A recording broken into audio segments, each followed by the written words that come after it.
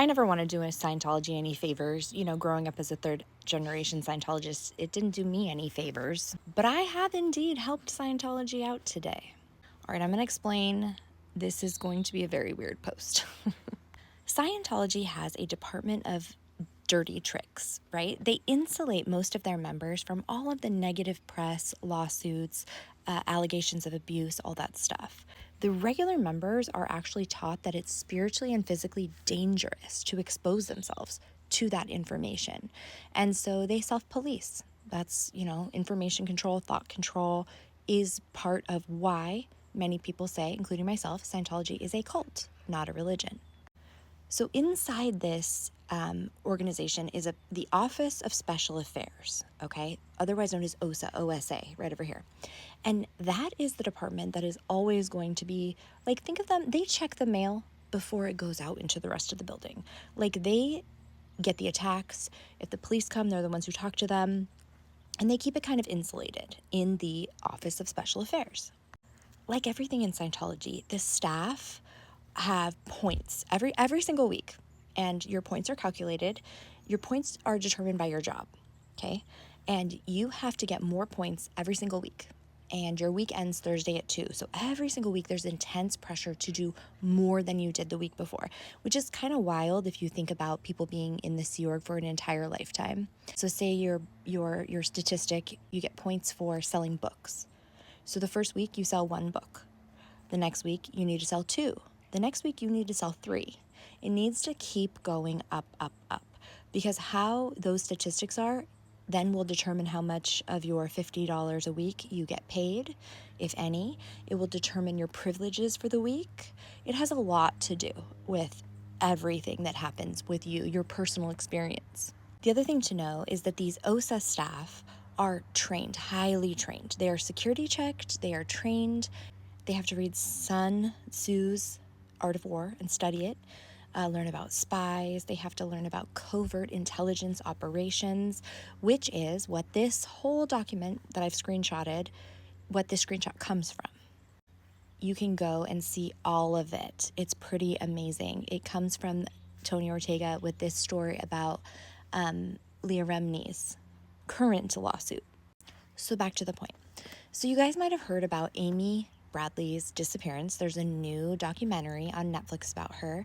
And a few days ago, her brother, Brad Bradley, took to social media. And he said that Scientologists were around because they have their own cruise ship and they were docked nearby. And he's always been worried because he saw Amy, his sister, talking to 2 women that appeared to be in Sea Org uniforms. And Scientology was called as a chaplain service when they were grieving and missing her.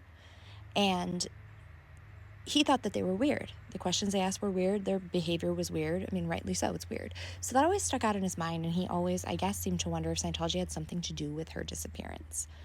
Now, that's pretty much been debunked, I guess you could say, for the most part. We'll never really know what happened to her, but that's not really Scientology's style. They go about things enslaving people in a different way. Back to the point. If you work for OSA, you have to, like I said, do better every week, and that's quantified in numbers. You get points, and there are penalties, point penalties. So if you have unhandled attackers, invisible threats, significant suits filed or lost, or dismissed attackers. If you fail, which is like a failure to neutralize an attacker. And of course, the attackers have their own point system as well. This is how they prioritize their resources and retaliatory efforts. So Bradley's story was for sure a national attack, maybe international.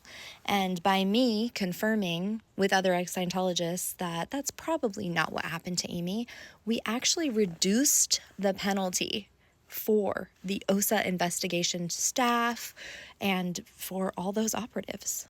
And chances are there was a lot of heat on those OSA staff. There was probably a lot of heat because that was a fast social media story.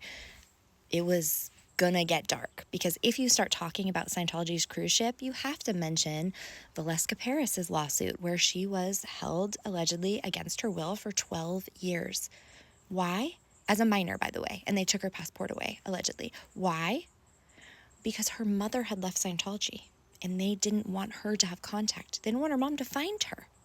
That's the definition, one of the definitions of, human trafficking. When a story about a missing woman comes out and the cruise ship that has a lawsuit for human trafficking comes into the national news, those OSA members, they get penalized. What does this mean? This means that, hey, OSA, I hope you enjoy hopefully a better meal tonight. In fact, if you are OSA and you are in big trouble, actually, if you're any Sea Org member in Scientology, if you get into a significant amount of trouble, your meals, your food is changed. You eat shit. Yeah, there's stories of people having to eat literal leftovers, but mostly it's rice and beans. Yeah, rice and beans. For $1 billion organization, they're going to feed their staff who are in trouble rice and beans as a form of punishment. And you know what? Is that abuse? Well, it's actually covered by the First Amendment because those are religious volunteers. Now, if we take away their tax exemption status and they have to be a business, then yeah, becomes pretty illegal to do that to your employees because they aren't getting their quota met. Anyway, I don't have any hopes that these OSA staff are going to end up in front of a steak and potatoes hearty meal tonight, but I do hope that they get something a little bit more. And if I had something to do with that, well, the truth is the truth. So we'll take it as a win.